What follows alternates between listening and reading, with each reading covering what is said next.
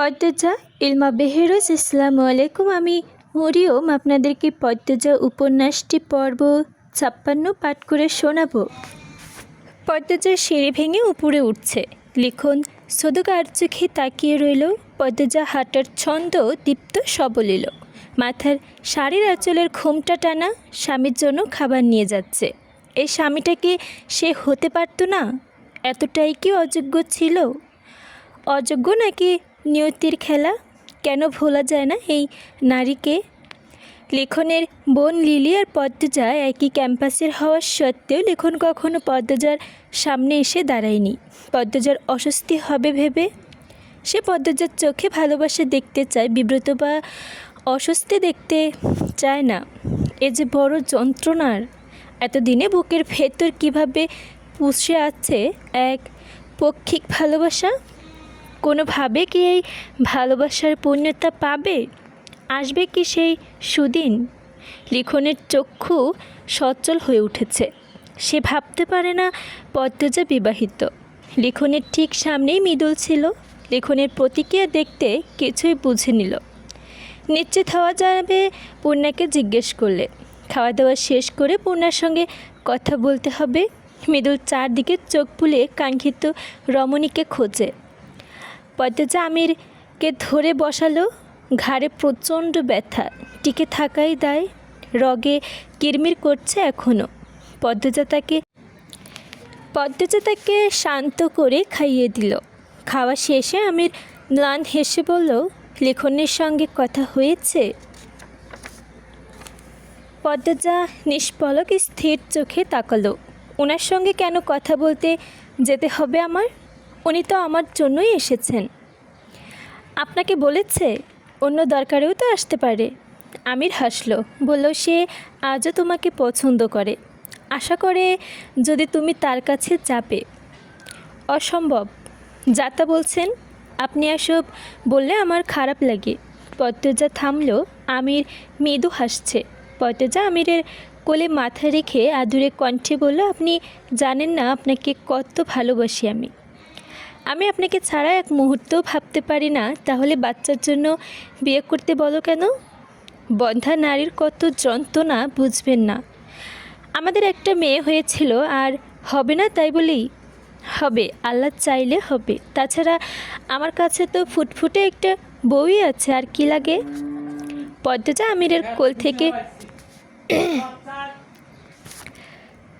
আমিরের কোল থেকে মাথা তুলে উঠে বসে। চিরুনি দিয়ে আমিরকে আসো। আমির পদ্মা দিতে দিতে বলল, হাতে টান দিতে বড় হয়ে ঘাড়ে চেপ খেয়ে আহ করে উঠল। পদ্মজা ব্যস্ত হয়ে পড়ল, খুব লেগেছে? আমি নিয়ন্ত্রণ হারিয়ে ফেলেছিলাম। কেন এমন করেন আপনি? তেয়েছেন দুপুরের সূর্যটা এখনও একটু একটু দেখা যাচ্ছে, কিছুক্ষণ পর আবার ডুবে যাবে।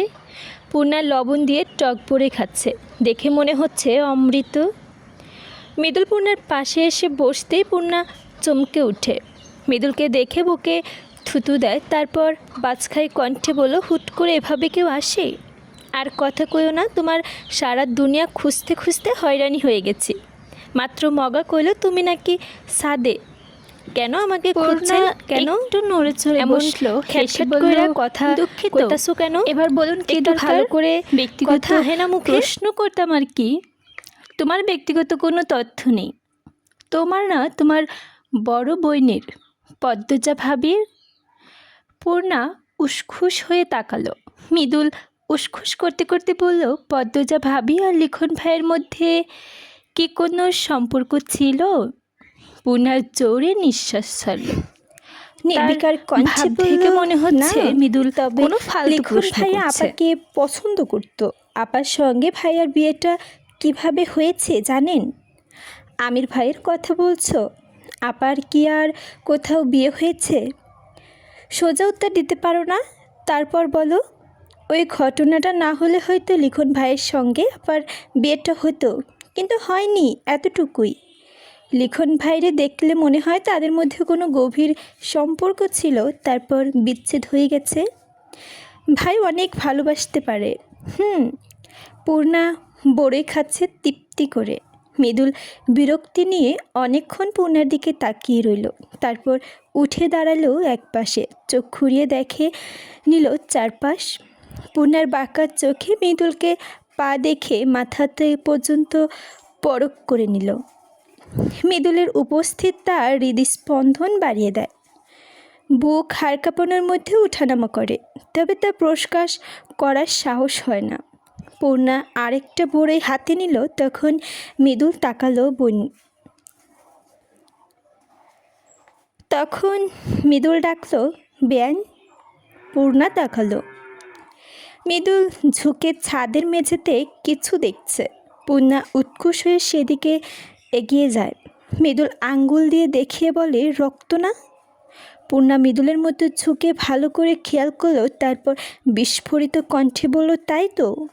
মানুষের রক্ত না, পশুর রক্ত। বুঝতাম কেমনে? পশুর রক্ত এখানে আসবে কেন?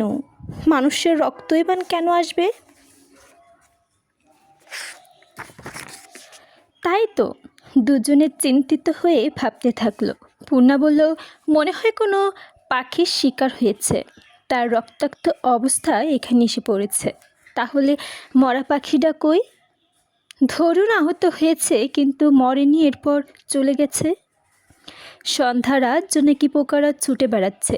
ঠান্ডা বাতাস, এই বাতাসে পাতলা শার্ট পরে লিখন দাঁড়িয়ে আছে নারকেল গাছের নিচে।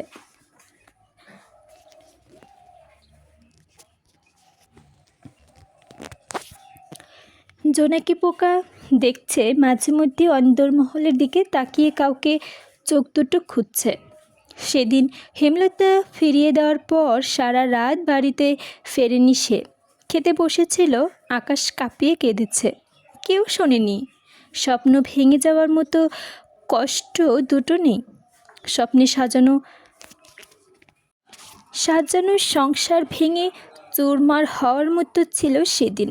একসময় ইচ্ছে হয়েছিল পদ্মজাকে তুলে নিয়ে পালাতে, কিন্তু বিবেক সাড়া দেয়নি। পরদিন সকালে উঠেই মা বাবাকে নিয়ে ঢাকার উদ্দেশ্যে যাত্রা শুরু করে।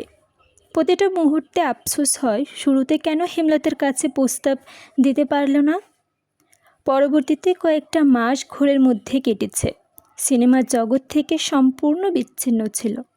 বছরখানেক লেগেছিল জীবনের গতি স্বাভাবিক করতে, কিন্তু মন তো ভেঙে গুড়িয়ে গেছে।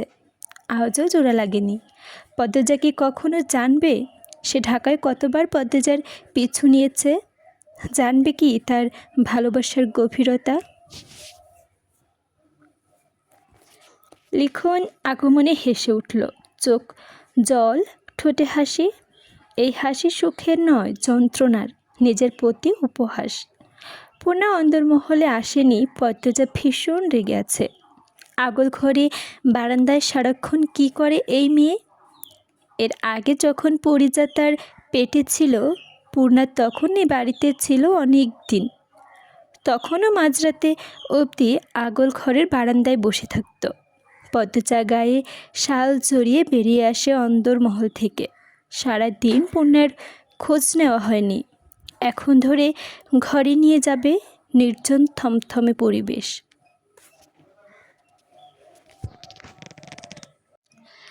তখন লিখনের কণ্ঠ ভেসে আসে, পদ্মজা। কণ্ঠটি শোনা মাত্র ভেতরে ভেতরে কেঁপে ওঠে পদ্মজা। অপ্রতিত হয়ে যায়, একটা মানুষ কেন তাকে এত বছর মনে রাখবে? কেন অনুসূচিত আশা নিয়ে বসে থাকবে? পদ্মজার রাগ হয়, অস্বস্তি হয়, কষ্ট হয়। প্রার্থনা করে যে এই মানুষটার জীবনে কেউ আসুক, এসে তার জীবনটা কানায় কানায় পূর্ণ করে দিক, ভুলিয়ে দিক অতীত। পদ্মজার স্বাভাবিক কণ্ঠে বলল, এভাবে রাতের বেলা ডাকবেন না। পদ্মজা লিখনকে উপেক্ষা করে 2 পা এগিয়ে যায়। জীবন থেকে তো সরেই দিয়েছ। আমি তোমাকে বিব্রত করতে চাই না, তাই সুযোগ থাকার সত্ত্বেও সামনে আসেনি। যখন আজ এসে পড়েছি, কয়েক হাত দূরে থেকে একটু কথা বলে কি খুব বড় দোষ হয়ে যাবে? লিখনের কণ্ঠ করুণ শোনায়। দাঁড়িয়ে পড়ে যায় পদ্মজা। হাসল লিখন। সুরগুলো যেন ফিরে এসে প্রাণে মৃদুগুঞ্জন শুরু করে দিয়েছে। পদ্মজার উপস্থিত এভাবে সারা নেই। পদ্মজা পেছন ফিরে তাকালো। এই সময়টা এক দৃষ্টিতে তাকিয়ে আছে অন্ধকারে তার দিকে চেয়ে আছে। কি যে দেখছে। পদ্মজা আবার মুখ ঘুরিয়ে নিল। কাটা কাটা গলায় বলল, কিছু বলার নেই, আমি আসি। ভুলে গেছো আমায়? মনে পড়ে না? লিখনের কণ্ঠে ব্যাকুলতা। পদ্মজা তীক্ষ্ণ ব্যঙ্গবান। না ভুলবার মতো কোনো সম্পর্ক কি আমাদের ছিল না?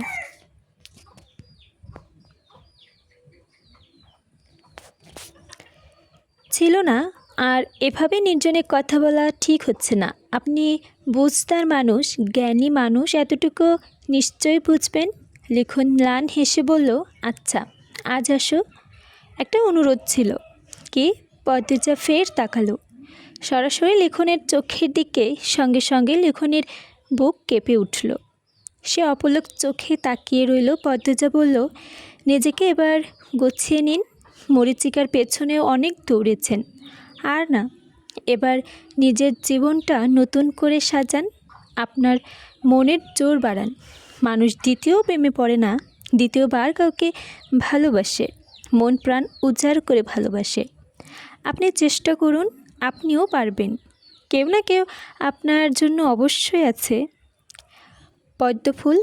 পদ্মজা একটু সময়ের জন্য হলেও থমকায়। লিখন বলল, এভাবেই ভালো আছি আমি। তুমিও এভাবে সারা জীবন ভালো থেকো। পদ্মজা কী জবাব দিবে বুঝে উঠতে পারছে না। এই লিখন সাথে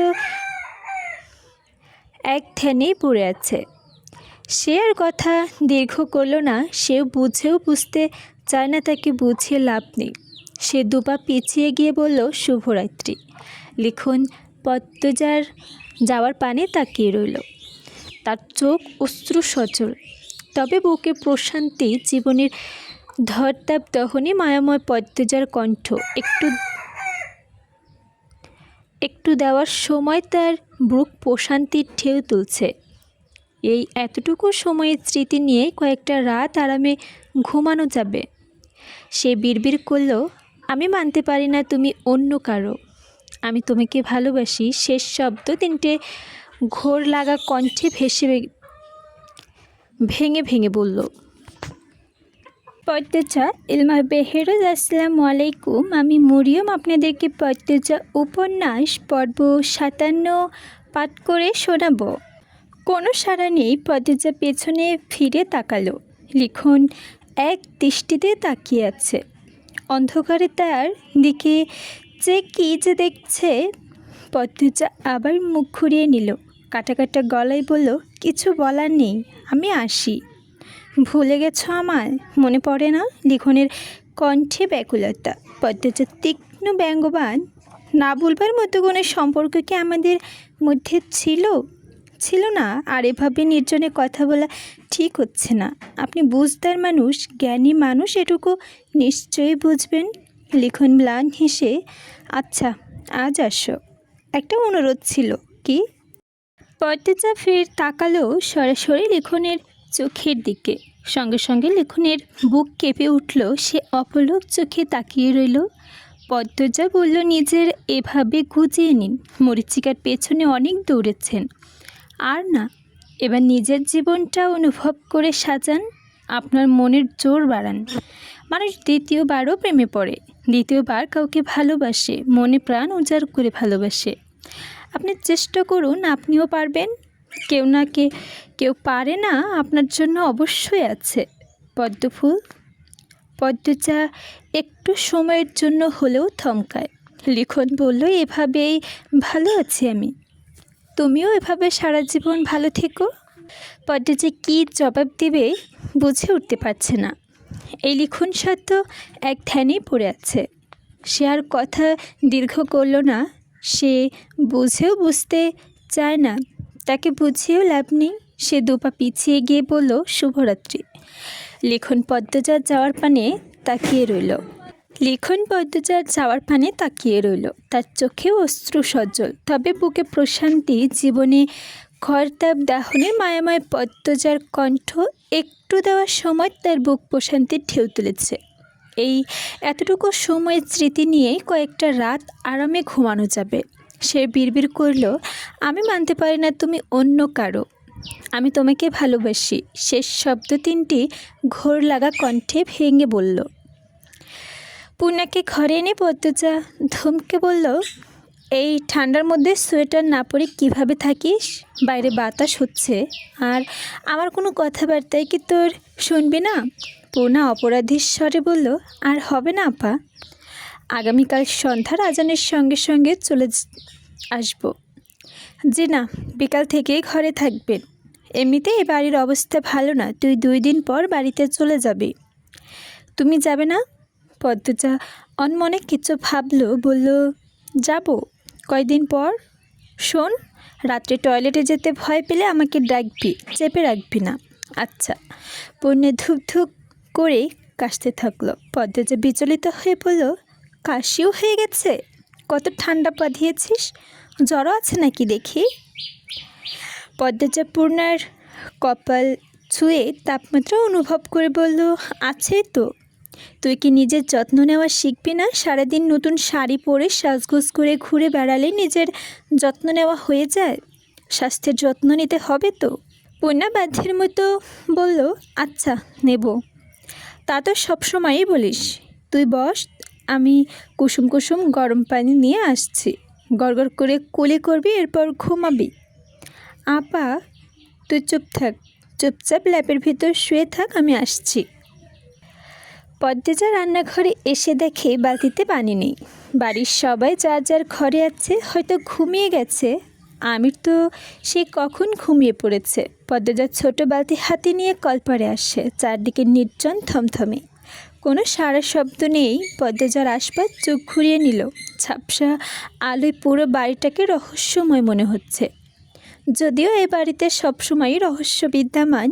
পদ্মজা বালতি রেখে কল চাপতে যাবে, তখনই কানে একটা ঝনঝন শব্দ আসে।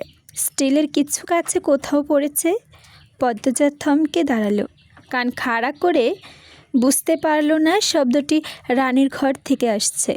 রানী আপার কোনো বিপদ হলো না তো? পদ্মজা ছুটে আসে রানীর ঘরের সামনে। কানে ক্রোধ মেশানো চাপা কণ্ঠ ভেসে আসে, তোমার লগে কয়বার হইছি বইলা ভাইব না, সবসময় হইতে দিতাম। মাড়িতে যেভাবে এতদিন ছিলা আজও থাকবা, বিছানাতে উঠার গাও শুয়া করবা না। মাড়িত অনেক ঠান্ডা লাগে, আমারে এক কোনাতে জায়গা দাও। তুমি মাড়িত থাকবা মানে মাড়িত থাকবা, কামলা হইয়া মালিকের সেরির লগে হইবার সাহস আর করবা না। আমি বিছানায় ঘুমাইবাম, তুমি আমার লগে বউ লাগো। তুমি মাড়িত ঘুমাইবা আর আমি তোমার জামাই, মানে না। দেহরানী। এরপরই একটা আত্মচিৎকার ভেসে আসে। রানী মদন তর্ক করছে। নিশ্চয়ই রানী মদনকে ধাক্কা দিয়েছে। মদন ব্যথা পেয়েছে। পদ্মজা একবার ভাবলো দরজায় কড়া নাড়বে, তারপর ভাবলো স্বামী স্ত্রীর অনেক কথা সে শুনে ফেলেছে। আর না শোনাই ভালো, যেহেতু তার কারোর সামনে ঝগড়া করে না, রাতে নিজ ঘরে সবার অগোচরে ঝগড়া করছে, তাহলে ব্যাপারটা ব্যক্তিগত। পদ্মজা সরে আসে, মনটা খুব খারাপ হয়ে গেছে। এই দাম্পত্য সংসার কি ভালোবাসা সুখ কখনো আসবে না? মদন তো দেখতে খারাপ না, শুধু এতিম আর এ বাড়ির একজন বাধ্যভিত্ত। এছাড়া তো ভীষণ সহজ সরল, সবার সঙ্গে হেসে গেলে কথা বলে, ছোট ঠোঁটে সবসময় লেগে থাকে হাসি। লিখন আর মৃদুল একই ঘরে একই বিছানায় শুয়েছে। লিখনের সঙ্গে আলাদা ঘর ছিল বটে, কিন্তু সে মৃদুলের সঙ্গে শুয়েছে। ছেলেটা খুব ভালো লেগেছে তার, সোজাসুজি কথা বলে, মনে কিছু চেপে রাখতে পারে না। এতক্ষণ বকবক করেছে, সবে মাত্র অন্য পাশ ফিরে চোখ বুজেছে, বোধহয় ঘুমিয়ে পড়েছে। লিখনের মনটা আনচান করছে, ইচ্ছে হচ্ছে পদ্মজাকে দেখতে যেতে, একসঙ্গে বসে গল্প করতে, কিন্তু তা তো সম্ভব না। এই বাড়িতে আর আসা যাবে না। পদ্মজার সামনে এলেই মনটা ব্যাপরা হয়ে যায়, কত শত ইচ্ছা জেগে ওঠে। লিখনের ব্যক্তিত্ব ভীষণ শক্ত, শুধু এই জায়গায় একটা জায়গাতে সে দুর্বল। এভাবে চলতে পারে না, নিজের জায়গা নিজেকে শক্ত রাখতে হবে। লিখন জোরে নিঃশ্বাস ছাড়ল। মৃদুল ফিরে তাকালো, বলল, ভাইয়ের ঘুম পাইতেছে না? তুমি ঘুমাও। মৃদুল মেরুদণ্ড সোজা করে শুয়ে বলল, আপনি? আপনি না, বলো তুমি।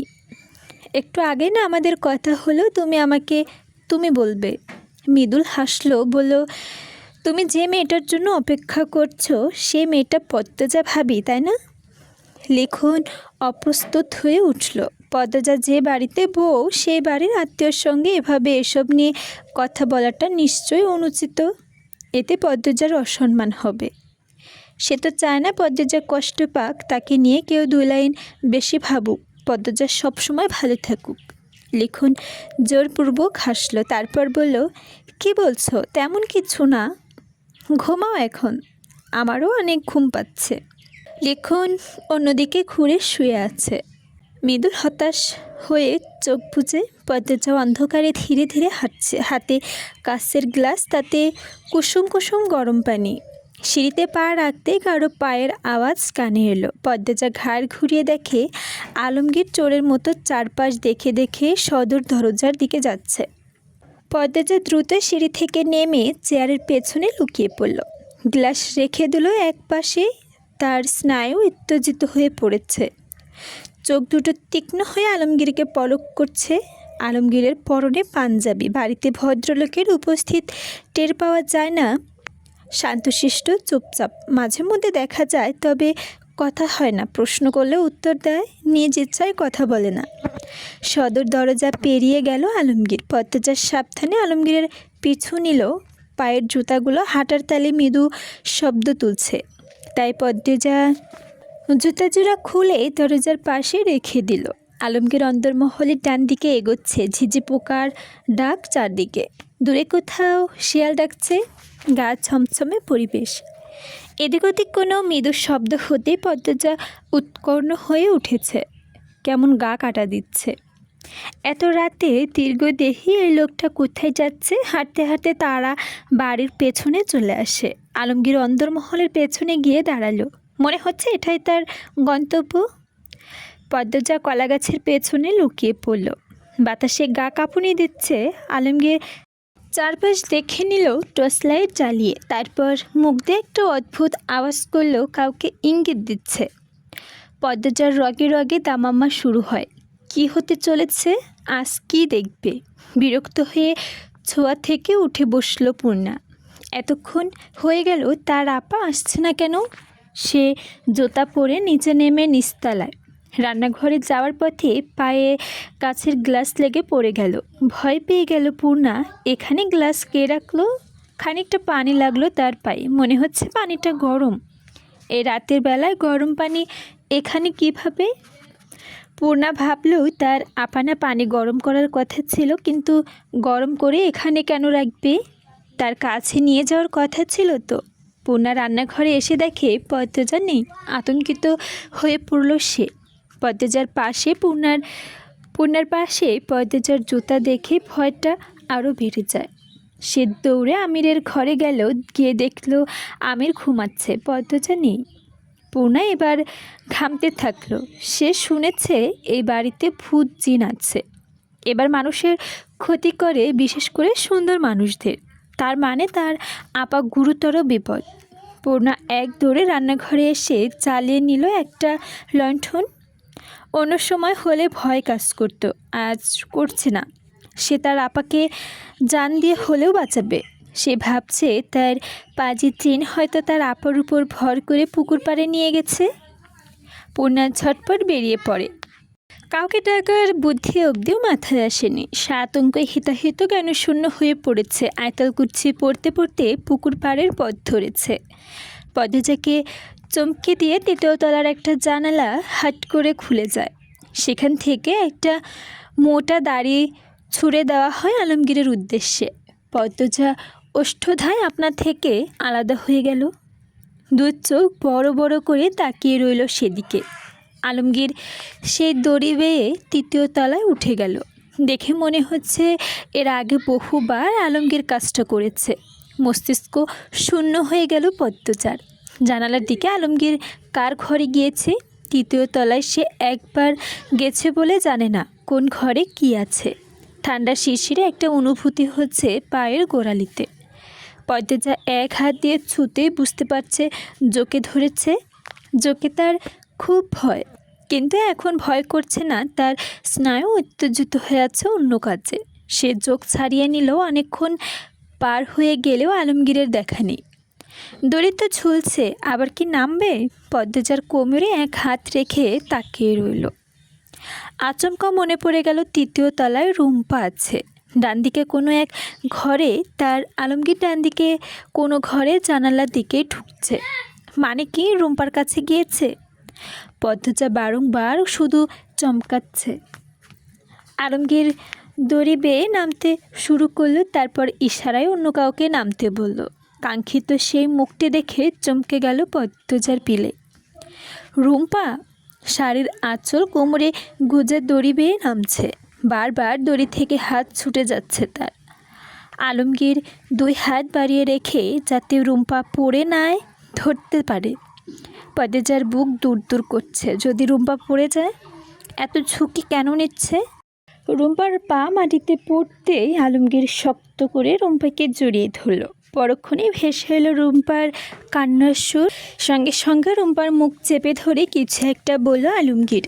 টর্চের আলো ফেলে চারদিকে দেখে। রুম্পাকে এক হাতে শক্ত করে ধরে হাঁটা শুরু করলো সামনে।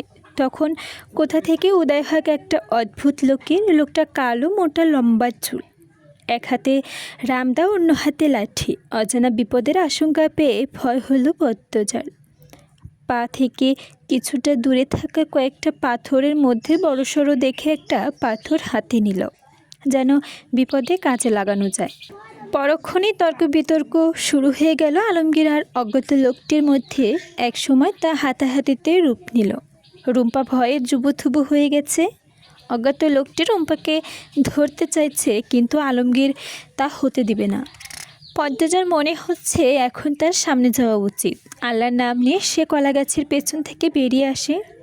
আলমগীর অজ্ঞাত লোকটির হাত থেকে রামদা নিয়ে দূরে ছুঁড়ে ফেলে দেয়। পরক্ষণেই দেখতে পেল পদ্মজাকে। চেঁচিয়ে উঠল, বলল, বোন সাহায্য করো। অজ্ঞাত লোকটি পদ্মজাকে দেখে আরও বেশি হিংস্র হয়ে উঠল। ছুটে এসে সো মেরে রুম্পাকে ধরতে চাইল সে। আলমগীর ঝাঁপিয়ে পড়ল অজ্ঞাত লোকটির ঘাড়ে। 2 হাতে জাপটে ধরে রেখেছে রুম্পাকে। বলল, তুমি যাও রুম্পা। রুম্পা দৌড়ে পদ্মজার কাছে আসে। সে হাঁপড়ের মধ্যে হাঁপাচ্ছে, ঘামছে ভয়ে। আলমগীর অজ্ঞাত লোকটিকে আটকে ধরতে পারছে না। সে অনেক কষ্টে অনুরোধ করে, আমার রুম্পাকে ওরা মেরে ফেলবে, তুমি ওরে কলপারে নিয়ে যাও পদ্মজা, আমি আজীবন তোমার গোলাম হয়ে থাকব।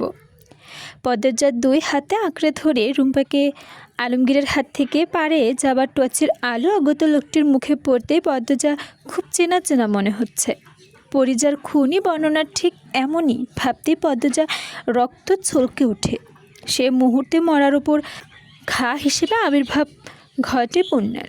সে পুকুর পাড়ে যাচ্ছিল, টর্চের আলো পেয়ে এদিকে ছুটে এসেছে। অজ্ঞাত লোকটি রুম্পার উদ্দেশ্য হাতে লাঠি ছুঁড়ে মারে। দ্রুত রুম্পাকে নিয়ে সরে যায় পদ্মজা। লাঠি দিয়ে সোজা পারে পূর্ণার কাঁধে আপা বলে আর্তনাদ করে বসে পড়ে সে।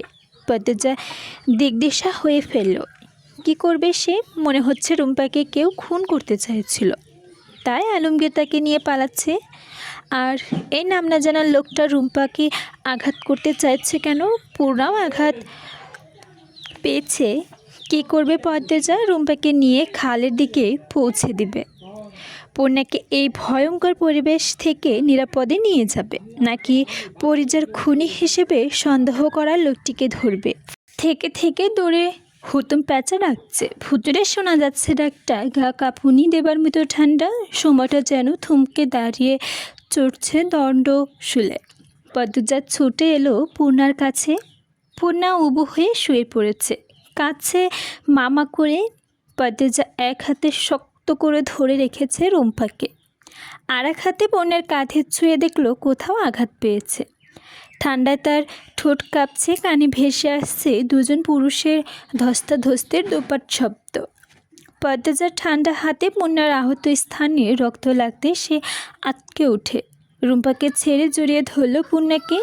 পাশে তাকিয়ে দেখল যে লাঠি দিয়ে আঘাত করা হয়েছে সে লাঠির আগায় কাঁচি বাঁধা। পূর্ণার ঘাড়ের চামড়া ছিঁড়ে গেছে, গলগল করে রক্ত বের হচ্ছে, রক্ত ভেসে যাচ্ছে পূর্ণার পুরো শরীর। আলমগীর অজ্ঞাত লোকটির সঙ্গে পারছে না। সে আগতি মিনতি করে পদ্মজাকে বলছে, পদ্মজা পদ্মজা বোন সহায় হও। টানা পূরণে পদ্মজার হাত পা কাঁপতে থাকলো। সে পূর্ণাকে টেনে তোলার চেষ্টা করলেও পূর্ণা কিছুতেই উঠতে পারছে না, যন্ত্রণায় ছিন্ন ভিন্ন হয়ে যাচ্ছে। পূর্ণার কান্না দেখে পদ্মজায় ব্যথায় বিষে যাচ্ছে। এই রাতের আধারে এত পাষাণ কেন হলো? আলমগীরের আর্তনাদ ভেসে এলো। পদ্মজা চমকে ফিরে তাকালো। অজ্ঞাত লোকটি আলমগীরের স্পর্শকাতর স্থানে অস্বাভাবিকভাবে আঘাত করেছে। ফলে সে দুর্বল হয়ে আর্তনাদ হয়ে উবু হয়ে পড়ে ছটফট করছে। অজ্ঞাত লোকটির দ্রুতগামী ঘোড়ার গতিতে ছুটে এসে রুম্পাকে ধরতে চাইল। পদ্মজা বাধা হয়ে দাঁড়ালো। অজ্ঞাত লোকটিকে কর্কশ কণ্ঠে পদ্মজার হুঙ্কার দিল, আমার কাম আমারে করতে দে। একটা মানুষের কণ্ঠস্বর এত ভয়ঙ্কর কি করে হয়? এই কণ্ঠস্বর সে কাউকে কাঁপিয়ে তুলবে। পদ্মজার কিচ্ছিত চমকালেও থেমে থাকলো না। উত্তরে হাওয়া আর চুল এলোমেলো হয়ে উঠছে। সে অজ্ঞাত লোকটির মতোই হুঙ্কার দিয়ে বলল, নিজের ভালো হতে চাইলে আত্মসমর্পণ করুন। পদ্মজার কথা শুনে লংটি ব্যঙ্গ করে হাসল। খুব কাছ থেকে অজ্ঞাত লোকটির মুখ থেকে কপাল কুঁচকে ফেলল পদ্মজা। লোকটির মুখ থেকে কি বিশ্রী একটা দুর্গন্ধ আসছে। স্বাস্থ্যবান দেহ, গায়ের রং কুচকুচে কালো, সাদা দাঁত পাকাটি, লাল ভয়ঙ্কর চোখ, দুটোই আগের নজর করছে। পদ্মজা কিছু বুঝে ওঠার পূর্বেই অজ্ঞাত লোকটি পদ্মজাকে ধাক্কা দিয়ে সরিয়ে দিল। এরপর লাঠি তুলে নিল হাতে। রুম্পা ছুটে পালাতে চাইল, কিন্তু পারল না। অজ্ঞাত লোকটি তার গলা চেপে ধরল। পদ্মজা জৌড়ে এসে অজ্ঞাত লোকটির পিঠে কিল ঘুষি দিল, তাও কাজ হলো না। পদ্মজা গায়ের শক্তি দিয়ে লোকটিকে চুল নাড়াতে পারেনি। রুম্পাও গোছালে পূর্ণার যন্ত্রণায় কাঁদছে, ভয়ে জুবুথুবু হয়ে আছে। রাত গভীর থেকে গভীরতর হচ্ছে। নিশাচর পাখিরা আজ যেন অদ্ভুত স্বরে ডাকাডাকি করছে। কেমন গা কাঁপিয়ে তোলা ডাক। ঝেঁঝে পোকাদের ডাক বেড়েছে। কান ঝালাপালা হয়ে যাচ্ছে। সেই সাথে সাথে বেড়েছে বাতাসের বেগ। অজ্ঞাত লোকটির হিংস্র থাবা রুম্পাকে গ্রাস করে নিয়েছে। লোকটির পা দিয়ে মাটি থেকে লাঠি তুলছে, তারপর লাঠির আগা থেকে কাঁচি নিল হাতে। আর কিছু মুহূর্ত, তাতে সেই ধারালো কাঁচি রুম্পার গলার রক কেটে ফেলবে। উড়ে যাবে রুম্পার রুহু। আলমগীর নিজের যন্ত্রণা ভুলে ছুটে এসে তার সহধর্মিণীর প্রাণ বাঁচাতে। তার আগেই ঘটে যায় ভয়ঙ্কর এক দৃশ্য। পদ্মজা অজ্ঞাত লোকটির পড়ে থাকা রামদা তুলে পিঠে কোপ বসিয়ে দিল। সঙ্গে সঙ্গে অজ্ঞাত লোকটি লুটিয়ে পড়ল মাটিতে। ফলে রামদা ঢুকে গেল আরও গভীরে। জবাইয়ের পর গরু যেভাবে কাতরায়, অজ্ঞাত লোকটি সেভাবেই কাতরাতে থাকলো। রক্ত ছিটকে পড়ল পদ্মজার শাড়িতে, মুখমণ্ডলে। কাতরাতে থাকা দেহটি ডিঙিয়ে আলমগীর রুম্পার কাছে যায়। তারপর পদ্মজার দিকে তাকালো। পদ্মজার বুক হাড়পাড়ের মধ্যে উঠানামা করছে। চোখে জ্বলছে ঝিঝিনি আগুন। ধীরে ধীরে নিজস্ব হয়ে যাচ্ছে দেহটি। নিস্তেজ হয়ে পড়েছে পদ্মজাও। সে এলোমেলো হয়ে পড়ে কয়েক কদম পিছিয়ে যায়। তার শরীর কিঞ্চিৎ কাঁপছে। এটা সে কি করেছে? সে যে অচিন্তনীয় কাজ। সব এলোমেলো লাগছে, মাথা ভন ভন করে ঘুরছে, গুছিয়ে উঠছে গা। পূর্ণা এই দৃশ্য দেখে নিজের রক্তরক্ষণ ভুলে যায়। ভয়ে কাঁপতে থাকে, নাভি উল্টে বমিয়ে বেরিয়ে আসে। আলমগীর তাড়াহুড়ো করে পদ্মজার পাশে এসে দাঁড়াল। পদ্মজার বুকে বইছে অপ্রতিরোধ তুফান। সে নিষ্কলঙ্ক চোখে তাকিয়ে আছে নিথর দেহটির দিকে। আলমগীর একটা চাবি পদ্মজার হাতে গুজিয়ে দিয়ে এক নিঃশ্বাসে বলল, ভয় পেও না। এই বাড়িতে দিন দুপুরে খুন হলেও তা বাইরে কেউ জানবে না। সকালে উঠে দেখবে এখানে বাবলুর লাশ নেই, রক্তও নেই। কেউ না কেউ সরিয়ে নেবে। সব দুঃস্বপ্ন মনে হবে। দ্রুত ঘরে ফিরে যাও, আমার অনেক কথা বলার আছে তোমার। তোমার বাপের বাড়ি যাওয়ার ঠিকানা আমি চিঠি লিখবো, আসছি। রুম্পা দ্রুত পায়ে হেঁটে এসে পদ্মজাকে দড়িয়ে ধরল। তার বুকটা হাহাকার করছে। পদ্মজার কথা খুব মনে পড়ছে। আলমগীর অস্থির হয়ে চারদিকে দেখছে, আতঙ্কে কাঁপছে। এই বুঝি কেউ এসে পড়বে আর আবার বন্দি করে নিল রুম্পাকে। এমন অশান্তি নিয়ে দাঁড়িয়ে থাকা যায় না। আতঙ্কে যে কোনো মুহূর্তে হৃদস্পন্দন বন্ধ হয়ে যেতে পারে। পদ্মজা, ইলমা বেহরাজ, আসসালামু আলাইকুম। আমি মরিয়ম আপনাদেরকে পদ্মজা উপন্যাস পর্ব 58 পাঠ করে শোনাবো। পদ্মজাকে কিছু বলতে চেয়েছিল রুম্পা, আলমগীর বলতে দিল না। তার আগে টেনে নিয়ে দৌড়াতে থাকলো। পদ্মজা তাদের যাওয়ার পানে চেয়ে রইল। ঝিঝি পোকাদের আলোর ভিড়ে দুজন হারিয়ে যাচ্ছে। তারা বাঁচার আশায় দৌড়াচ্ছে, না হওয়ার সংসার পাতার স্বপ্ন পূরণ করতে দৌড়াচ্ছে। দুজন আড়াল হয়ে যেতেই পদ্মজা নিজের মুখ ছুঁয়ে 2 হাত সামনে এনে দেখল টকটকে লাল রক্ত। সঙ্গে সঙ্গে সে বমি করতে থাকলো। তারপর পরই সদ্বিদ ফিরল। সে পূর্ণাকে খুঁজতে থাকে। একটু দূরে পূর্ণা ঘাসের ওপর নিস্তেজ হয়ে পড়ে আছে। পদ্মজা দৌড়ে যায়। পূর্ণা পিটপিট করে তাকালো। পূর্ণা 2 হাতে জড়িয়ে ধরে দাঁড় করানোর চেষ্টা করে পদ্মজা। 21 বছর বয়সী একটা মেয়ের শরীর তো কম ভারী নয়। পদ্মজার শক্তিতে কোলাচ্ছে না। সে পূর্ণাকে আকুতি করে বলল, ওঠার চেষ্টা কর বোন। পূর্ণার শরীরে ভূমিকম্প বয়ে যাচ্ছে। সে পুরো ভর পদ্মজার উপর দিয়ে দাঁড়ানোর চেষ্টা করলো। পদ্মজার শরীরের পুরো শক্তিটা দিয়ে পূর্ণাকে আঁকলে ধরে সামনে হাঁটা শুরু করে। তার পার জোর ঠক ঠক করে কাঁপছে। সে জানে না এটা শীতের কাঁপুনি নাকি ভয়ঙ্কর কোনো কিছু প্রত্যদর্শনে হওয়ার উত্তেজনা। মনে হচ্ছে ভয়ঙ্কর একটা ঝড় হুট করে শুরু হয়ে হুট করে থেমে গেছে, আর রেখে গেছে নিঃশ্বাস থামিয়ে দেওয়া নিস্তব্ধতা। পদ্মজা ঘামছে, কাঁপছে, ঠোঁট শুকিয়ে কাঠ। মনে হচ্ছে এই বুঝি মৃত বাবুল উঠে দাঁড়ালো। অনেক প্রেতাত্মা নিয়ে ঝাঁপিয়ে পড়ল 2 বোনের উপর। জঙ্গলের গাছপালা থেকে পেঁচাদের দল তীক্ষ্ণ চোখে দেখছে। সদ্য খুন হওয়া একটা মৃতদেহ পড়ে আছে ঘাসের উপর। আরেকটু দূরে ছিমছিম গঠনের শাড়ি পরা একটা মেয়ে চুল খোলা রেখে এলোমেলো পায়ে আরেকটা দুর্বল দেহকে ধরে নিয়ে যাচ্ছে বাড়ির ভেতর। দুজন গায়ে তাজা রক্ত। এই দৃশ্য রাতের আধারের চেয়েও ভয়ঙ্কর, যার সাক্ষী হয়ে রইল রাতের আধার আর নিশাচর পাখিরা। প্রতিদিনের মতোই ভোরের আলো নিষ্কালো রাতের ঠেলে ঠুলে সরিয়ে পৃথিবীটাকে আলোকিত করে তুলেছে। পাখিরা কিচিরমিচির করে ডাকছে।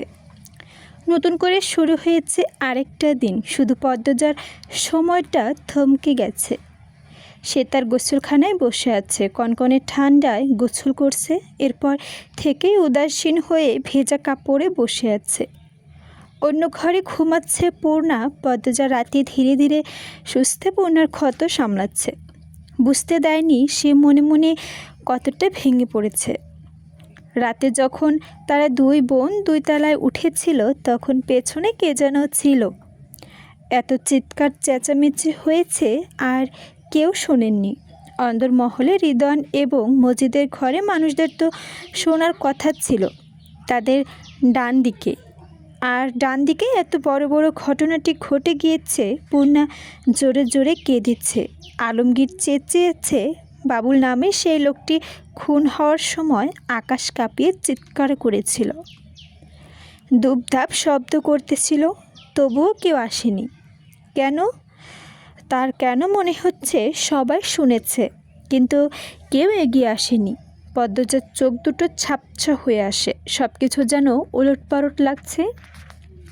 কেউ খুন করার মতো সাহস কি করে হলো?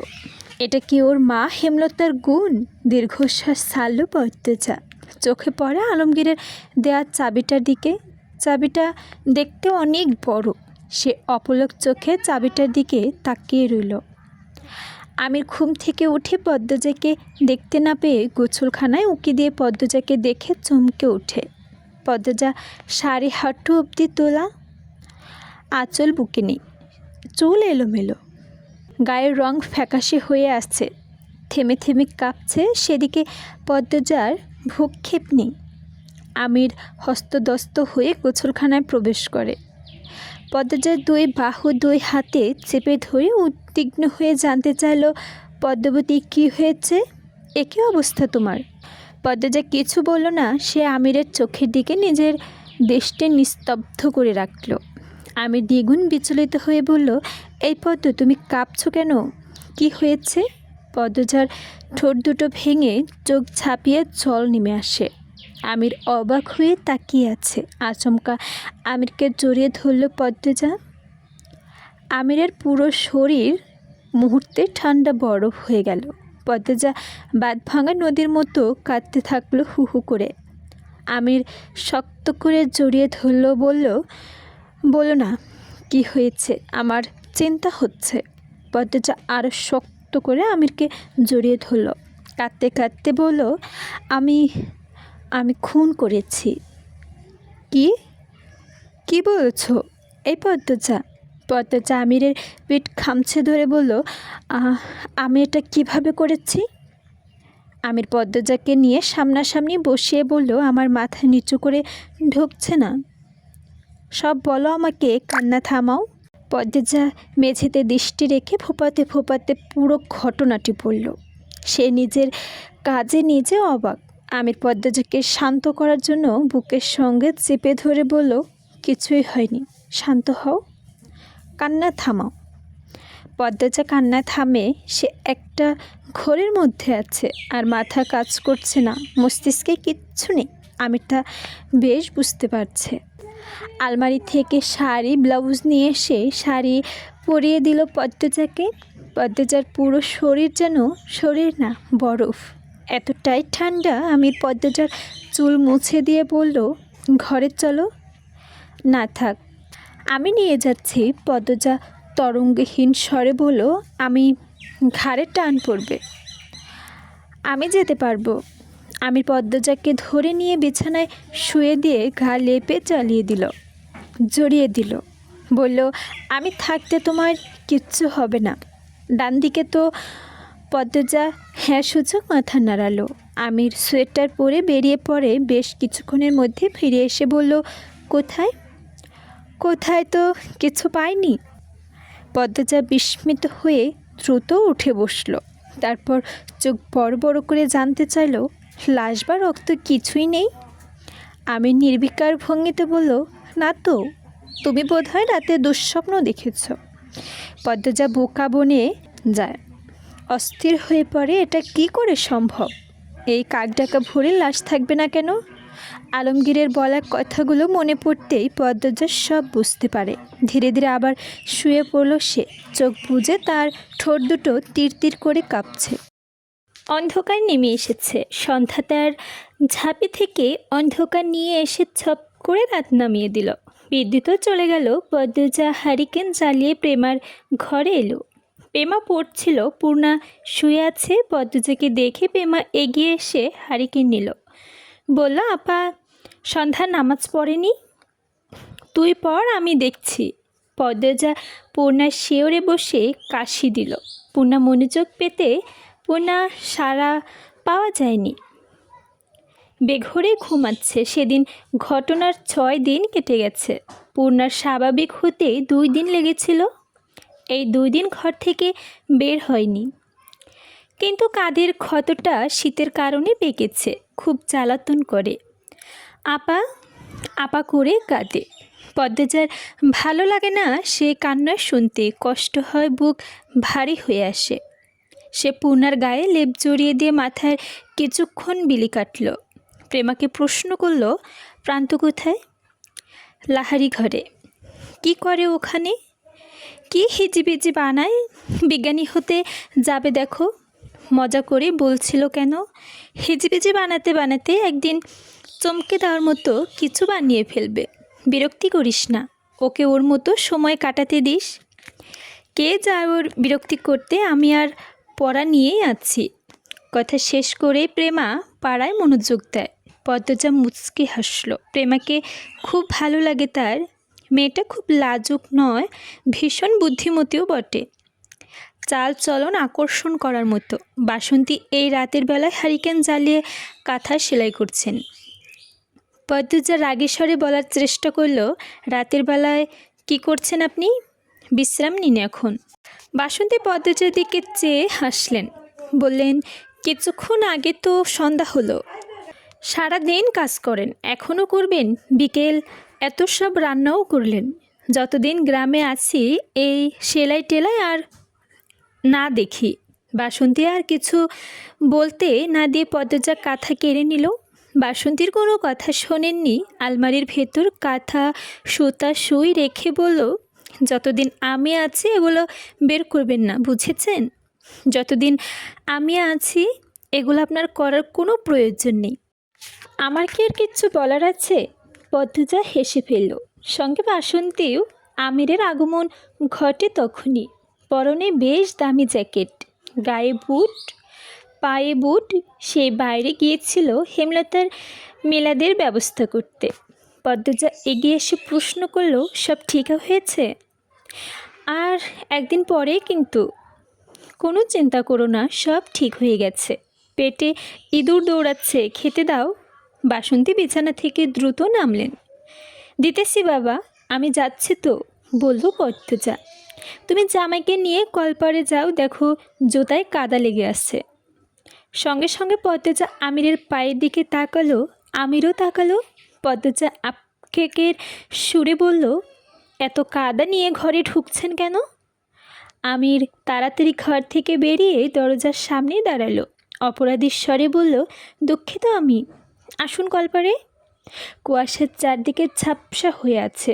কুয়াশার স্তর এতই ঘন যে 5-6 ফুট দূরে কিছুই দেখা যাচ্ছে না। পদ্মজা কল চাপছে। আমির জুতার কাদা পরিষ্কার করছে। কলের পানি কুসুম গরম। শীতের সময় কল থেকে গরম পানি আসার ব্যাপারটা দারুণ। আমির বলল, পূর্ণা কি ঘুমিয়ে গেছে? ঘুমাবেই তো, প্রতিদিন সন্ধ্যার আজান পড়তেই ঘুমিয়ে পড়ে, আর ফজরের আজান আগ থেকে উঠে পকপক শুরু করে। ঘুমাতে পারি না। পদ্মজা শক্ত করে হাসলো, বলল, ঠিকই তো করে। ফজরে কিসের ঘুম? বনেরই পক্ষ তো নিবে। ক্ষণকাল পিতর্বন নীরবতা। আমিরের জুতা ধোয়া শেষ। পদ্মজা শুকনো কণ্ঠে বলল, এই বাড়ির মানুষদের আসতে বলেছেন? ওই বাড়ির নাম উঠতে আমির জ্বলে উঠল। গম্ভীর কণ্ঠে বলল, ওই বাড়ির নাম নিতে নিষেধ করেছি, তবুও?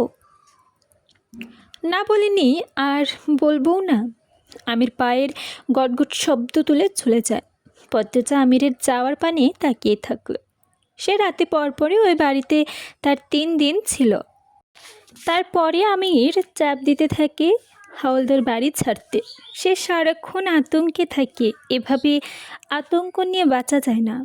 আমির রাতে ঘুমায় না, ছটফট করে, ভয় পায়। এই বুঝি পদ্মজার কিছু হয়ে গেল। পদ্মজা খেয়াল করেছে আমির রাতে কপালে ওপর হাত রেখে চুপচাপ শুয়ে থাকে। তাছাড়া এভাবে লাশ অদৃশ্য হয়ে গেল। পরপর 3 দিন কেটে যায়, তবুও কেউ কিছু বলেনি। কারো মধ্যে কোনো পরিবর্তন দেখা যায়নি। ব্যাপারটা ভয়ঙ্কর। পূর্ণা ওখান থাকা বিপজ্জনক। পদ্মজা বিপদকে ভয় পায় না, কিন্তু পূর্ণা কিছু হয়ে গেলে সে মানতে পারবে না। আবার পূর্ণা একা ওই বাড়িতে আসবেও না। তাই বাধ্য হয়ে 3 জন একসঙ্গে চলে এসেছে। তবে পদ্মজা আবার যাবে ওই বাড়িতে। যেতে তাকে হবেই। হাওলদার বাড়ির প্রতি কোণায় রহস্য সে নিজে নৈপথ্য আনবে। এটাই এখন তার শপথ। অনেক রাত হয়েছে। রাতের খাবারের সময় পূর্ণাকে ডেকে তোলা হয়। এরপর ঘুম ভেঙে গেলে পূর্ণা আর ঘুমাতে পারে না। ঘন্টার পর ঘন্টা পার হয়ে যায়। প্রেমা এখনও পড়ছে। পূর্ণা বিরক্তি নিয়ে প্রেমার দিকে তাকালো। মনে মনে বলে, এই মেয়ে কি বিশ্ব জয় করে ফেলবে পড়ে? এত তো আপাও পড়েনি। বাতিটা নিভে ঘুমা, অনেক পড়েছিস, কিরমির করে বলল পূর্ণা। প্রেমা গুরুজনদের মতো করে বলল, বাতিটা না, বাতিটা হবে। আমাকে কিছু শেখাতে আসলে থাপ্পড় দিয়ে দাঁতে গাছে তুলে দেব। প্রেমা মুখ আধার নেমে আসে। সে থমথমে মুখ নিয়ে বই বন্ধ করে ছিম মেরে বসে আছে। পূর্ণা সন্তুষ্ট হয়ে বলল, এবার হারিকেনের আগুন নিভা, এরপর শুয়ে পড়। প্রেমা হারিকেনের আগুন নিভাতে প্রস্তুত হতেই পূর্ণা বলল, না থাক, নিভাতে হবে না, ভয় করে, তুই শুয়ে পড়। প্রেমা বাধ্যের মতো এসে শুয়ে পড়ে লেপের ভিতর। তার ঠান্ডা পা জুড়ে পূর্ণার পায়ে লাগতে পূর্ণা হৈ হৈ করে ওঠে। ও মাগো, কি ঠান্ডা, দূরে যা। প্রেমার রাগের চোখে তাকালো। পূর্ণা ধমক দিয়ে বলল, কি হয়েছে, এমনি তাকাস কেন, খেয়ে ফেলবি? পূর্ণার সঙ্গে কথা বলে নিজের পায়ে নিজে কোড়াল মারতে ইচ্ছা হচ্ছে না প্রেমার। পূর্ণার কথাবার্তাকে পাত্তা দিলে প্রেমার ঘুম নষ্ট হবে, সকালে উঠে নামাজ পড়াও হবে না, বই পড়াও হবে না, এটা ভেবে প্রেমা পাশ ফিরে শুয়ে আছে। কিছুক্ষণের মধ্যে ঘুমিয়ে যায়। পূর্ণা মাথা তুলে দেখে প্রেমা ঘুমালো নাকি। যখন বুঝলো ঘুমিয়ে গেছে, তখন লেপ দিয়ে ভালো করে ঢেকে দিল প্রেমাকে।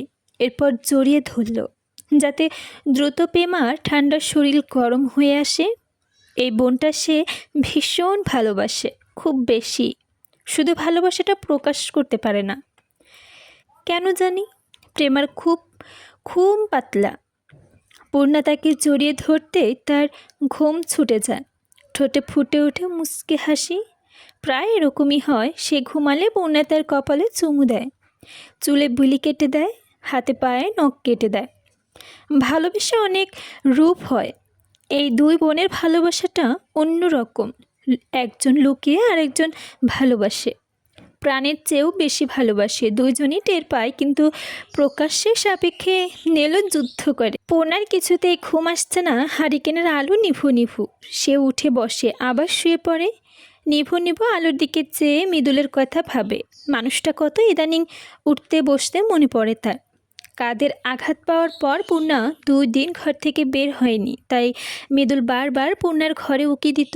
পদ্মজা সারাক্ষণ থাকতো, তাই ঢোকার সাহস পায়নি। 2-3 দিন পর পূর্ণা ছাদে যায়। পিছু পিছু মৃদুলও আসে, পূর্ণার পেছনে দাঁড়িয়ে কাশে। পূর্ণা ফিরে তাকালো, মৃদুলের দ্বিধাগ্রস্ত দেখায়। পদ্মজা, এলমা বেহেরোজ, আসসালামু আলাইকুম। আমি মরিয়ম, উপন্যাস প্রেমী। আপনাদের কাছে আজকে পদ্মজা উপন্যাস পর্ব 59 পাঠ করে শোনাবো। পূর্ণা প্রশ্ন করে, কিছু বলবেন? মৃদুল বলল, কেমন আছো? শুনলাম রাতে রান্নাঘরে নাকি পড়ে গেছিলা। ভালো আছি। তোমার কি ধপাস কইরা পড়ে যাওয়ার ব্যামো আছে? পূর্ণা কিচ্ছু বলেনি, পর্দা নিষেধ করেছে। সেদিন রাতের ব্যাপারে কাউকে কিছু বলা যাবে না। মৃদুল দেখল পূর্ণার কপাল কুঁচকে কাঁধে হাত বুলাচ্ছে। সে বিচলিত হয়ে জানতে চাইল, বেদনা করে? দায়ের উপর পড়ছো, কতটা কাটছে কে জানে। তার উপর শীতের এই দিনে ঘা সহজে ভালো হইবে না। এখানে তো বাতাস বইতাছে, ঘরে যাও, ঘা বাড়ায়ও না। না, এখানেই থাকবো। মৃদুল আর জেদ ধরেনি। পূর্ণা যতক্ষণ ছিল সেও ছিল। পরদিন একটু পর পর পূর্ণা খোঁজ নিয়েছে। পূর্ণা খুব সুন্দর একটা অনুভূতির সাক্ষাৎ পেয়েছিল। শুরুতে মৃদুলকে দেখে খুবই ভালো লাগলেও আস্তে আস্তে মৃদুলের বিচরণ শুরু হয়েছে তার পুরো অস্তিত্ব জুড়ে। মৃদুলের কথা বলা, দুষ্টুমি, হাসি সব ভালো লাগে। মনের অনুভূতিগুলো হাঁটি হাঁটি পা করে গুরুতর সম্পর্কের দিকে এগিয়ে যাচ্ছে। এমনকি মৃদুলও তার ব্যাপারে আগ্রহী, তা পূর্ণা টের পায়। এই বাড়িতে আসার পর দিন মৃদুল আমিরের সঙ্গে দেখা করার অজুহাতে পূর্ণার সঙ্গে দেখা করতে আসে। সবার অগোচরে বলে যায় তার সঙ্গে পরের দিন দুপুরে উত্তরের ঘাটে দেখা করতে। পূর্ণা বলেছে যাবে, কিন্তু সে দুপুরে ঘুমিয়ে পড়েছিল। ঘুম ভাঙে সন্ধ্যায়, তাই আর যাওয়া হয়নি। গতকাল পদ্মজা বের হতেই দিল না। পূর্ণার মন কেমন হয়েছে, কেমন করেছে, খুব মনে পড়েছে মৃদুলকে। হারিকেনের আলো নিভে গেল, আর ঠিক তখনই টোকা পড়ল জানালায়। পূর্ণা ভয় পেয়ে গেল, কে যেন তার নাম ধরে ডাকছে। ভূত এলো নাকি? পূর্ণা ধরফরিয়ে বিছানা থেকে নামলো। আবার সেই ডাক ভেসে এলো, কণ্ঠটা পরিচিত। পদ্মজা ভ্রু কুচকিয়ে টিনের দেয়ালে কান পাতে। আবারও ভেসে আসে চেনার স্বর, এই পূর্ণা। কণ্ঠটা চেনার সঙ্গে সঙ্গে পূর্ণা জানালা খুলল। দেখা গেল মৃদুলের মুখটা। পূর্ণা বুক ধক করে উঠল, সর্বাঙ্গে একটা উষ্ণ বাতাস ছুঁয়ে যায়। সে ফিসফিসিয়ে বলল, পাশে ঘরে আপা। ভাইয়া, আপনি ঘাটে যান, আমি আসছি। আচ্ছা। মৃদুল চলে গেল। পূর্ণা তাড়াহুড়ো করে সোয়েটার পরে নিল, শাল দিয়ে ঢাকলো মাথাটায়, তারপর নতুন আলো জ্বালিয়ে হারিকেন নিয়ে বেরিয়ে পড়ে। ভালোবাসার কথা বলা হয়নি, কোনো সম্পর্ক নেই দুজনের, তবুও পূর্ণা কোনো এক বশীকরণের জাদুতে ছুটে যাচ্ছে মৃদুলের কাছে। কল্পার অবধি গিয়ে আবার ছুটে এসো ঘরে। আয়না কাজল বের করে কাজল দিল চোখে, তারপর বেরিয়ে পড়ল। ব্যস্ত পায়ে চলে এলো ঘাটে। চারদিকে জোনাকি পোকা জলজল করে জ্বলছে। একটু দূরে দাঁড়িয়ে আছে মৃদুল। পূর্ণা হাঁটার গতি কমে গেল। সে অকারণে লজ্জা পাচ্ছে। এগিয়ে এলো মৃদুল, তার গলায় মাফলার, মাথায় টুপি আর পরনে সোয়েটার। শীতল জলবাতাসে শীত আরও বেশি জেঁকে ধরেছে। পূর্ণা মৃদুলের দিকে না তাকিয়ে বিনিদ্র অকরন্ত চোখে হারিকেনের মৃদু আলোয় নদীর অশান্তর জলরাশির দিকে চেয়ে বলল, কেন ডেকেছেন? কেমন আছো? পুরুষালী ভরাট কণ্ঠটি কাঁপিয়ে তুলল পূর্ণাকে। অন্য কখন তো এমন হয় না, এখন এরকম হওয়ার কারণ কি? রাতের অন্ধকার এবং নির্জনতা। পূর্ণা বলল, ক্ষত স্থান পেকেছে, তাই একটু যন্ত্রণা হয়। আপনি কেমন আছেন? ভালো নেই। মৃদুলের কণ্ঠটা করুণ শোনায়। মৃদুলের দিকে চোখ তুলে তাকালো। পূর্ণা চোখাচোখি হলো দুজনের। হারিকেনের আলো পূর্ণার কাজল কালো চোখ দুটো তীরের বেগে ঘায়েল করে মৃদুলকে। পূর্ণা সাবধানে প্রশ্ন করল, কেন? জানি না, এত রাতে আসা ঠিক হয়নি। এত রাতে আমার ডাকে তুমি কেন সাড়া দিলা? জানি না। দুজনেই কেউ কথা খুঁজে পাচ্ছে না, দুজনের কাছে জানে না তারা কেন দেখা করছে। মৃদুল জানে না কেন এত রাতে তীব্র শীত এখানে ছুটে এসেছে। পূর্ণা জানে না কেন পরপুরুষের ডাকে সাড়া দিল। শুধু এইটুকু জানে তাদের অশান্ত মন শান্ত হয়েছে। খালি খালি জায়গাটা পূর্ণ হয়েছে। হৃদস্পন্দন ছন্দ তুলে নৃত্য করছে। পূর্ণার কাঁধের ব্যথা বাড়ছে, তাই বেগে গেল তার ভ্রু দুটো। কাঁধে এক হাত রাখল সে। মৃদুল ব্যথিত স্বরে জানতে চাইল, আবার বেদনা করছে? দেখি কেমনে কি হয়েছে। মৃদুল দু পা এগিয়ে আসতেই পিছিয়ে গেল পূর্ণা। লাজুক ভঙ্গিতে বলল, অবিবাহিত মেয়ের কাজ দেখতে চাওয়াও অন্যায়, সে তো দেখা করাও অন্যায়। সব অন্যায় কি মানা যায়? অনেক তো মানে। আমি পারি না, আপনি অন্যরকম। ব্যথা কমেছে? হুট করে ব্যথা বেড়ে যায়, আবার সঙ্গে সঙ্গে কমে যায়। পাকলে এরকম হয়। ভয় হচ্ছে না? পূর্ণা কেমন করে যেন মৃদুলের দিকে তাকালো। মৃদুল থমকে যায়। পূর্ণা বলল, কার ভয়? আপনার? আমার আর সমাজ দুটোরই। আপনাকে ভয় পেলে আসতাম না, আর সমাজের ভয় অনেক আগেই কেটে গেছে। উত্তরে বলা কিছু পেল না মৃদুল। ঝিঝি পোকা ডাকছে, আলো দিচ্ছে, কি সুন্দর দেখাচ্ছে। তার মাঝে দুজন প্রাপ্তবয়স্ক পুরুষ ও নারী দাঁড়িয়ে আছে, বুকে ভালোবাসা উতাল পাতাল ঢেউ নিয়ে। অনেকক্ষণ পর মৃদুল বলল, আমি আসতে চাইনি। পূর্ণা আবারও সেই মন কেমন করা দৃষ্টি নিয়ে তাকালো। বলল, তাহলে কেন এসেছেন? মনে হইতাছে কোনো এক বশীকরণ তাবিজের জোরে এখানে আয়সা পড়ছি। পূর্ণা হেসে ফেলল। হারিকেন মায়াবী আলোয় সে হাসি যে কী ভালো দেখাচ্ছিল, তার প্রশংসা করার মতো যোগ্য শব্দ মৃদুলের ভাষার ভাণ্ডারে মজুদ নেই। সে গাঢ় স্বরে বলল, প্রীতির মায়া বড় জ্বালা। কপাল ইচ্ছিত কুচকে পূর্ণা প্রশ্ন করল, কার প্রীতির দহনে জ্বলছেন? তোমারে কইতে হইব না, ঘরে যাও। পূর্ণা তার মুখে ধারে হারিকেন ধরে মৃদুলের দিকে চেয়ে বলল, আমি কাজল দিয়েছি। পূর্ণা ভেবেছে তার কাজল কালো চোখ মৃদুল দেখেনি। মৃদুল তো শুরুতেই দেখে ঘায়েল হয়েছে। সে হেসে পূর্ণার চোখ মুখ আবার দেখল। হারিকেনের হলদে আলোয় পূর্ণার তেলতেলে ত্বক চিকচিক করছে। মৃদুল বলল, দেখি। ভালো লাগছে, দেখেছি। মৃদুলের এইটুকু প্রশংসায় পূর্ণার মন নেচে উঠল। সে ঠোঁটে হাসি রেখে বলল, সাবধানে বাড়ি যাবেন। সুষ্ঠুভাবে হেমলতার মৃত্যুবার্ষিকী মিলাদ সম্পন্ন হলো। বিকেলে মোড়ল পরিবারের সদস্যরা একসঙ্গে আটপাড়ায় মসজিদের সামনে এসে দাঁড়ালো। সঙ্গে বৃদ্ধা মঞ্জুরা আর হিমেলও আছে।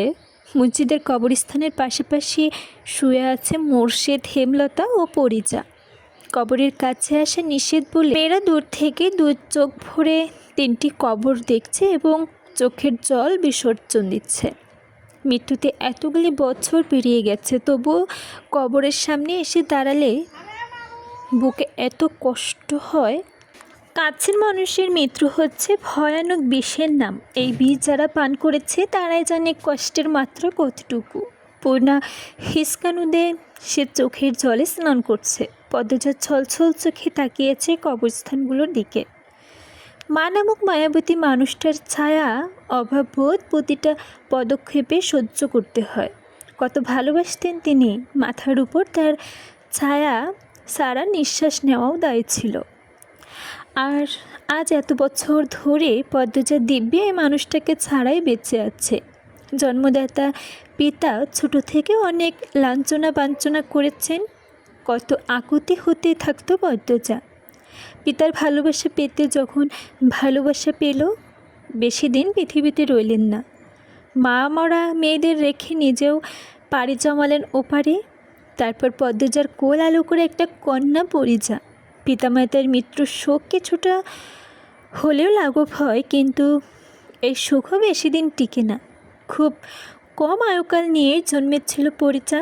পদ্মজাকে আধারের গহীনে ছুঁড়ে ফেলে এক এক করে চলে যায় শুকতারারা। পদ্মজা বেশিক্ষণ দীর্ঘশ্বাসে ঘূর্ণি বুকে ভেতরে চেপে রাখতে পারল না। মুখে এক হাত চেপে ধরে ডুকরে ডুকরে কেঁদে ওঠে। বাসন্তী পদ্মজার মাথাটা পরম যত্নে কাঁধে কাঁধ রাখলেন। মাথায় হাত বুলিয়ে দিতে দিতে বললেন, কেঁদো না মা, একদিন দেখো সব ঠিক হয়ে যাবে। হাসরের ময়দানে সময় তার নিজের গতিতে চলে, কারোর জন্যই থেমে থাকে না। কেটে যায় আরও 3টে দিন। এর মাঝে পূর্ণা মৃদুলের সঙ্গে শুটিং দেখতে গিয়েছিল একবার। গ্রামের পথে দুজন হেসে খেলে কথা বলছে, এতেই কানাঘুষা করছে সবাই। এদিকে আমিরের ভীষণ জ্বর, শুকিয়ে গেছে অনেক। ভেতরে ভেতরে কী যেন ভাবে সারাক্ষণ। খাওয়া দাওয়া কমে গেছে, সব সময় শুয়ে থাকে বারান্দার ঘরে। পদ্মজা কপালে জলপট্টি দিচ্ছে। আমিরের চোখ দুটো বন্ধ। পদ্মজার আদুরে গলায় ডাকল, শুনছেন? আমির চোখ বন্ধ রেখেই বলল, কে এত ভাবছেন? আমির চোখ খুলে পদ্মজার দিকে তাকালো। তার চোখ দুটি ভয়ঙ্কর লাল। রাতে না ঘুমালে ভয়। সে পদ্মজাকে পাল্টা প্রশ্ন করল, কি ভাববো? জানি না, কিছু তো ভাবেনি। চোখ দুটো তার প্রমাণ। আপনি কোনো কিছু নিয়ে কি ভয় পাচ্ছেন? আমি বড় করে নিঃশ্বাস ছাড়ল। বলল, তেমন কিছু না। যেমন কিছুই হোক বলুন না আমাকে। আমাদের ঢাকা ফেরা উচিত। হঠাৎ? জানি না কিছু। আমার প্রায় মাঝরাতে ঘুম ভেঙে যাচ্ছে। আজেবাজে স্বপ্ন দেখি। তোমাকে হারাতে পারবো না আমি। আমার কিছু হবে না। আমি কারো কোনো ক্ষতি করিনি যে। পদ্মজা থেমে গেল। সে তো একজনকে খুন করেছে। পদ্মজার দৃষ্টি এলোমেলো হয়ে পড়ে। আমির পদ্মজার দিকে চেয়ে বলল, তুমি কি করে কাউকে খুন করতে পারলে? আমি ভাবতেই পারি না। এরপর থেকেই ভয়টা বেড়ে গেছে। আমার খুব চিন্তা হয়, ঘুম হয় না। রাত জেগে পাহারা দেই যাতে কেউ আমার পদ্মবতীকে ছুঁতে না পারে। পদ্মজার 2 চোখ জলে ভরে ওঠে। বলল, প্রথম তো বিশ্বাস করেননি, এটাই ভালো ছিল। এখন তো বিশ্বাস করে চিন্তায় পড়ে গেছেন। তার অসুস্থ হয়ে পড়েছেন। আমি ভেবেছিলাম স্বপ্ন দেখেছ, তাই ঘুম থেকে উঠে আবোল তাবোল বলছো। তারপর সুস্থ স্বাভাবিকভাবে যখন বললে, অবিশ্বাস কী করে করি? এত ভালোবাসতে নেই, আমার কপালে সয় না। ভালোবাসতে না করছো? মোটেও না, মাত্রা কমাতে বলছি। পাশেই অজয়বাবুর আমবাগান, শস্য করে শীতল হাওয়া বইছে, পাখির ডাক শোনা যাচ্ছে। পূর্ণা মৃদুলের চেয়ে 5-6 হাত দূরে দাঁড়িয়ে আছে। তার মস্তক নত, ওড়না বেসামাল হয়ে উঠছে। মগাকে নিয়ে পূর্ণা ডেকে এনেছে মৃদুল। আসার পর থেকে ছিম মেরে দাঁড়িয়ে আছে পূর্ণা, দাঁত দিয়ে নখ কাটছে। মৃদুল নীরবতা ভেঙে বলল, আমি আগামী কাল বাড়িতে যাইতেছি। পূর্ণার চকিতে তাকালো, রুদ্ধশ্বাস কণ্ঠে প্রশ্ন করল, কেন? মৃদুল মুচকি হেসে বলল, নিজের বাড়িতে কেন যায় মানুষ? এইখানে তো বেড়াতে আইছিলাম। ওহ। পূর্ণা মৃদুলের উপর থেকে দৃষ্টি সরিয়ে অন্যদিকে দৃষ্টিপাত করে গোপনে দীর্ঘশ্বাস ছাড়ে। কান্না পাচ্ছে তার। মৃদুল এক ধ্যানে পূর্ণার দিকে চেয়ে থাকলো, বলল, অন্যদিন চায় রইছ কেন? এদিকে চাও। পূর্ণা বাঁধের মতো মৃদুলের কথা শুনে তার 2 চোখ জল টলমল করছে। পূর্ণার মেঘাচ্ছন্ন 2টি চোখ দেখে মৃদুলকে ভীষণ কষ্ট দেয়। সে কেমন একটু ঘোর নিয়ে জানতে চাইলো, চলে যাব শুই না কষ্ট হইতাছে? পূর্ণা আবারও দৃষ্টি ঘুরিয়ে নিল, অভিমানের স্বরে বলল, মোটেও না, চলে যান। 2 দিন পরে আসতাছি। পূর্ণার চোখে মুখে হাসির ছটা খেলা যায়। সে ঘাড় ঘুরিয়ে 2 কদম এগিয়ে এসে বলল, সত্যি? সত্যি। এবার হাত ধরি। মৃদুলের বেশরম আবদারে পূর্ণার লজ্জা পেল। সে 2 কদম পিছিয়ে যায়, 2 হাত পেছনে লুকিয়ে ঠোঁটে হাসি রেখে বলল, বাড়ি থেকে আসার পর পূর্ণা দৌড়ে পালায়। মৃদুল পেছনে ডাকলো, এই কই যাও? চঞ্চল পূর্ণা না থেমে ফিরে তাকায়। তার লম্বা কেশ হাওয়ায় এলোমেলো হয়ে উঠছে। সে মিষ্টি করে হাসির জবাব দিল, বাড়ি যাই। আপনি সাবধানে যাবেন, জলদি ফিরবেন।